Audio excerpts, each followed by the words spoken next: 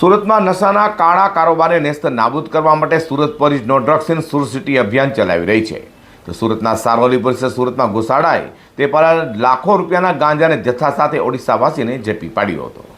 Surat police commissioner Anupamsingh Gehlot દ્વારા no drugs in Surat city અભિયાન અંતર્ગત ગેરકાયદે ડ્રગ્સ ગાંજા અને ચરસની હેરાફેરી કરનારોને ઝડપી પડવા આપેલી સૂચનાને લઈને ખાસ પોલીસ કમિશનર સેક્ટર 1 વામબાગ જામી ડીસીબી ઝોન 2 ડોક્ટર ગાનંદ દેસાઈ અને એસીપીડી ડિવિઝન વીએમ જાડેજાની સૂચનાને લઈને સારોલી પીઆઈ એસઆર વિકરિયન ટીમ પીએસઆઈ એસઆર રાણાના માર્ગદર્શન હેઠળ પેટ્રોલિંગ હતી.